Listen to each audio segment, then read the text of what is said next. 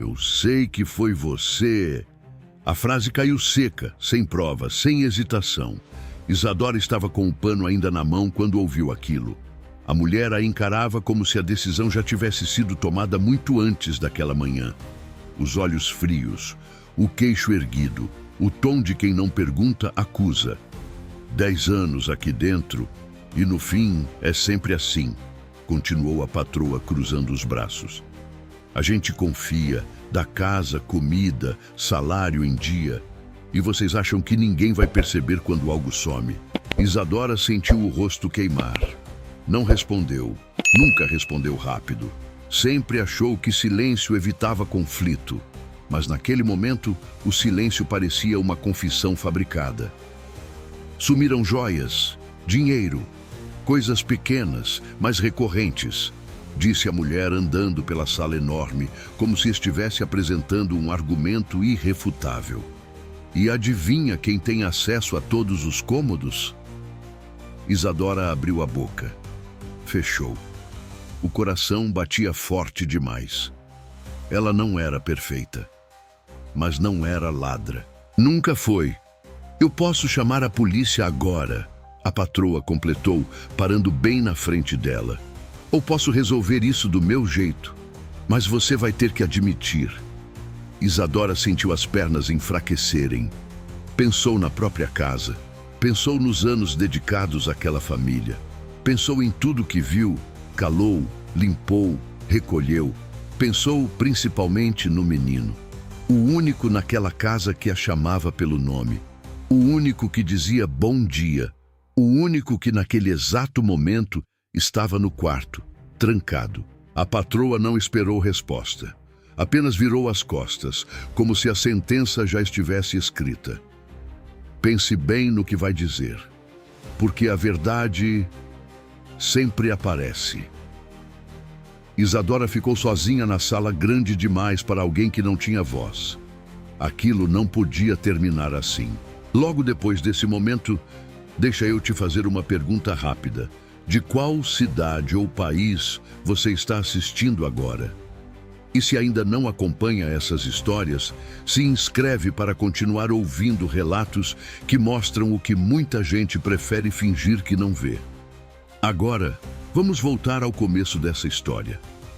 Isadora trabalhava naquela mansão havia 10 anos. Chegava cedo, saía tarde.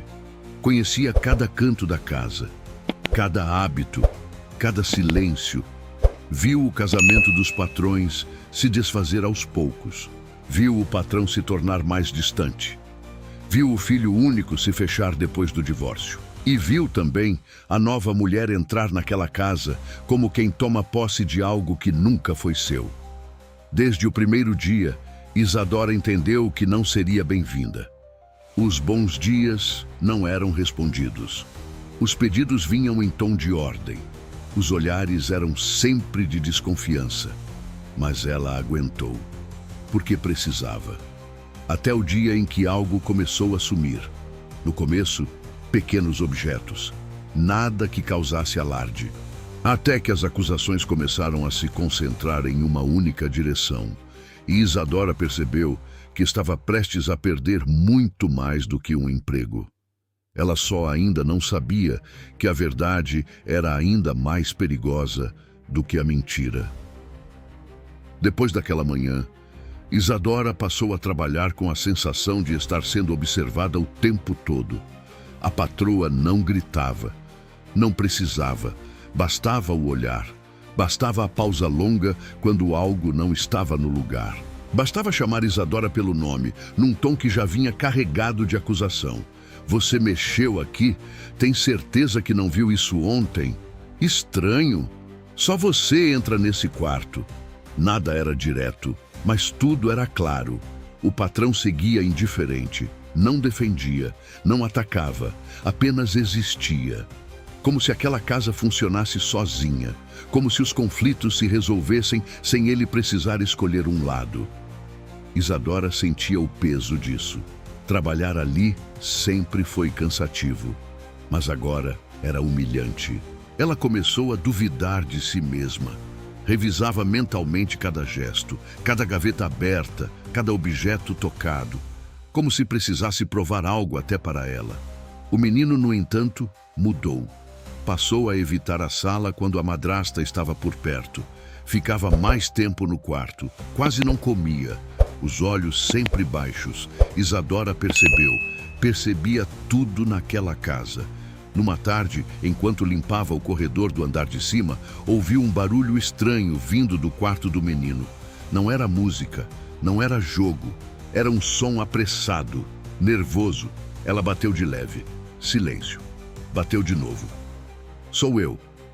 Demorou alguns segundos, mas a porta abriu. O quarto estava bagunçado, gavetas abertas, uma mochila no chão.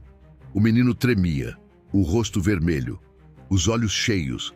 Isadora não perguntou nada, apenas entrou e fechou a porta. Foi então que viu, em cima da cama, algumas joias, pequenas, delicadas, as mesmas que a patroa dizia ter desaparecido. O menino começou a chorar antes mesmo que ela dissesse qualquer coisa. Não conta, por favor, não conta. Ele falava rápido, desesperado. Dizia que não sabia por que fazia aquilo, que só queria ver se alguém reparava, que sentia raiva, que sentia falta da mãe, que odiava aquela casa. Isadora sentiu o chão sumir. Tudo fazia sentido agora, mas a verdade não trouxe alívio, trouxe medo. Ela pensou na acusação, pensou na polícia, pensou na patroa, pensou no menino. O que fazer? Se ficasse calada, perderia o nome, a dignidade, talvez a liberdade. Se falasse, entregaria um garoto de 15 anos, um garoto que já parecia quebrado por dentro. Ele segurou o braço dela com força. Ela vai me mandar embora, ou pior, meu pai não vai acreditar, ninguém acredita em mim. Isadora respirou fundo. Nunca se sentira tão responsável por algo tão grande. Até onde dá para suportar uma injustiça para proteger alguém? E mais, será que proteger naquele caso era mesmo esconder a verdade? Antes que ela pudesse responder, ouviu passos no corredor. A voz da patroa chamou firme. Isadora, precisamos conversar. O menino soltou o braço dela. O desespero virou pânico. Isadora saiu do quarto com o coração acelerado. Ela sabia. Qualquer palavra errada e tudo desabaria. E a decisão que ela tomasse ali não mudaria só a própria vida.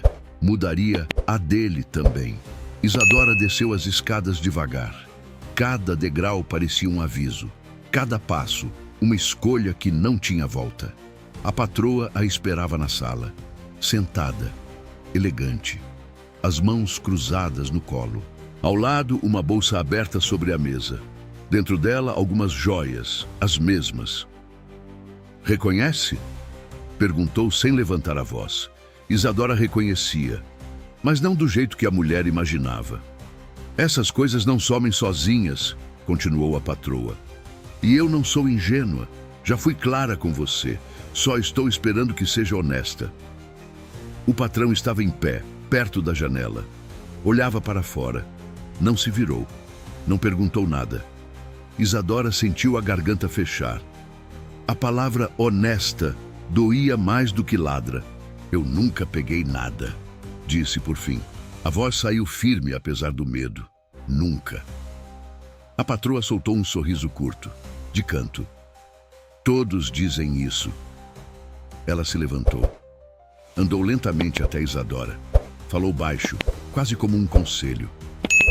Você já pensou no que acontece com uma pessoa acusada de roubo numa casa como essa? Isadora pensou. Pensou nos anos ali. Pensou em como histórias se espalham. Pensou em como portas se fecham rápido para quem já entra por último. Pensei, respondeu. O silêncio se estendeu. Então Isadora fez algo que nunca tinha feito antes. Mas eu sei quem pegou. A frase pairou no ar. O patrão se virou pela primeira vez. A patroa franziu a testa. Como é que é? Isadora respirou fundo. Sentiu o corpo inteiro tremer, mas não recuou. Eu vi. Foi no quarto, hoje à tarde. A patroa riu. Um riso curto, desacreditado. No quarto de quem? Isadora hesitou por um segundo, um único segundo, do seu enteado. O silêncio agora era pesado. O patrão deu um passo à frente. O rosto mudou, não de raiva, de choque. Isso é um absurdo. A patroa respondeu rápido demais. Está tentando se livrar da culpa colocando isso nas costas de um garoto?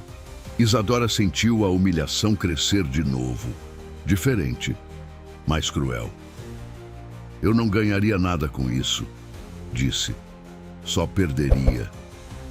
Claro que ganharia, a mulher rebateu. A chance de sair daqui sem polícia. O patrão finalmente falou. Onde ele está? No quarto. Ele subiu as escadas sem olhar para a esposa. A patroa ficou parada, o rosto duro, os olhos fixos em Isadora. Se isso for mentira, começou. Não é, Isadora interrompeu, pela primeira vez. A patroa pareceu surpresa, não pelo conteúdo, mas pelo tom. Minutos depois, ouviram vozes no andar de cima. O menino chorava. O patrão falava baixo. Depois, gritou. Isadora fechou os olhos. Ela não sabia o que viria a seguir.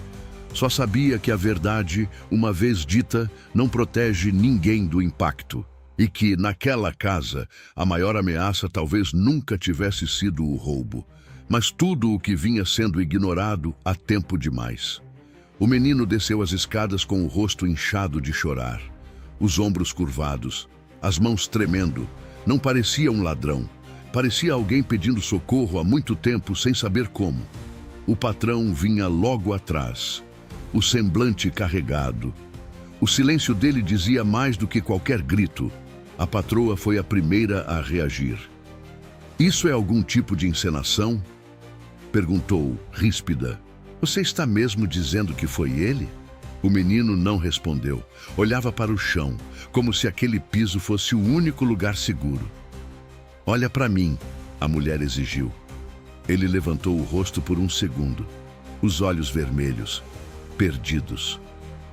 Fala, ela insistiu. Fala que não foi você. O garoto abriu a boca. Nenhum som saiu. O patrão respirou fundo, passou a mão no rosto. Pela primeira vez, parecia velho. Foi, disse ele, enfim. Eu vi. As coisas estavam escondidas na mochila. Não é a primeira vez. A patroa ficou imóvel. Por alguns segundos, ninguém falou nada. Depois, ela virou lentamente o rosto para Isadora. Não havia pedido de desculpa. Não havia arrependimento. Só havia algo pior. Você devia ter vindo falar comigo antes, disse. Isso não precisava virar esse circo. Isadora sentiu o impacto. Mesmo com a verdade ali escancarada, a culpa ainda tentava se acomodar no lugar mais fácil. Eu tentei, respondeu em voz baixa. Mas a senhora já tinha decidido quem eu era. A patroa estreitou os olhos. Você se esquece do seu lugar. Foi nesse momento que o menino falou. Para. A voz saiu fraca, mas firme o suficiente para cortar o ar. Todos olharam para ele. Para com isso, repetiu. A culpa não é dela. Eu fiz porque ninguém liga para mim aqui. A frase caiu pesada. O patrão fechou os olhos. A patroa respirou fundo, como quem perde o controle pela primeira vez. Você tem tudo, disse ela ao garoto. Tudo? E faz isso? Ele riu. Um riso curto, amargo. Eu tenho uma casa grande, respondeu, mas não tenho ninguém. Isadora sentiu o nó na garganta apertar. Ela percebeu ali que aquela acusação nunca foi só sobre joias. Era sobre poder, sobre quem pode errar e ser protegido, e quem é acusado sem direito à dúvida. O patrão se virou para Isadora. Você pode ir para casa hoje, disse. Amanhã a gente conversa. Ela assentiu, mas antes de sair, o menino levantou o olhar para ela. Não disse obrigado. Disse algo mais difícil. Desculpa. Isadora saiu da mansão com o coração pesado. A verdade tinha aparecido, mas ainda não parecia justiça. E talvez o mais difícil ainda estivesse por vir. Isadora passou a noite acordada. O teto simples do quarto parecia mais distante do que nunca. A cabeça não parava. A imagem do menino chorando insistia em voltar. Ela tinha feito o certo. Sabia disso. Mesmo assim, o peso não diminuía. Na manhã seguinte, saiu de casa cedo. Chegou à mansão antes do horário, como sempre fez durante 10 anos. Mas o portão demorou a abrir. O segurança evitou o olhar. "A senhora pode esperar um pouco?" Disse sem firmeza. Aquela palavra, esperar. Isadora já conhecia bem o que vinha depois dela. Minutos depois, o patrão apareceu. Sem paletó, sem pressa. Parecia alguém que não dormiu. "Entra", disse apenas. Ela entrou. A casa estava silenciosa demais. Nada de música, nada de passos apressados. A patroa não estava à vista. Eles se sentaram na sala. "Eu vou ser direto", ele começou. "O que aconteceu ontem mudou muita coisa aqui." Isadora manteve as mãos unidas no colo. "Eu não queria causar problema", disse. "Só não podia aceitar aquela acusação." "Eu sei", ele respondeu. "E é justamente por isso que você ainda está aqui." Ela ergueu o olhar. "Ainda?" Ele respirou fundo. "Minha esposa queria que você fosse embora ontem mesmo. Disse que perdeu a confiança, que a casa precisava de outro clima." Isadora sentiu o estômago revirar. "E o senhor?" Ele demorou a responder. "Eu falhei com você", disse. "Muitas vezes. Preferi não ver. Foi mais fácil acreditar nela do que enfrentar o que estava errado dentro da minha própria casa." O silêncio voltou. "Meu filho precisa de ajuda", ele continuou. "E eu também." Isadora entendeu antes mesmo de ouvir o resto. "O senhor quer que eu fique para cuidar dele", disse. "Quero que você fique porque confio em você", respondeu. "E porque ele confia." Ela pensou no menino, no pedido desesperado, na solidão escondida atrás do roubo. "E sua esposa?", perguntou. O patrão desviou o olhar. "Ela não concorda, mas essa decisão não é só dela." Isadora respirou fundo. Aceitar significava continuar num lugar que sempre a tratou como invisível. Recusar significava abandonar um garoto que claramente estava se perdendo. "O que você faria no lugar dela?" "Eu fico", disse por fim, "mas com uma condição." Ele ergueu as sobrancelhas. "Respeito", Isadora falou. "Não favor, não silêncio. Respeito." O patrão assentiu. "Você tem razão." Naquela mesma noite, a patroa voltou para casa. Não falou com Isadora. Não olhou nos olhos. Mas algo tinha mudado. O poder absoluto dela tinha rachado. Nos dias seguintes, o menino começou terapia. O roubo parou. As crises diminuíram. Nada virou perfeito. Mas Isadora deixou de ser apenas a empregada. Ela passou a ser alguém que viu a verdade e teve coragem de sustentá-la. Só que nem toda mudança faz barulho. Algumas apenas deixam claro quem sempre foi pequeno e quem, mesmo sem título algum, sempre foi grande. Se você gosta de histórias como essa, inscreva-se aqui no canal para não perder nenhum relato emocionante. Temos muitas histórias de vida para contar por aqui.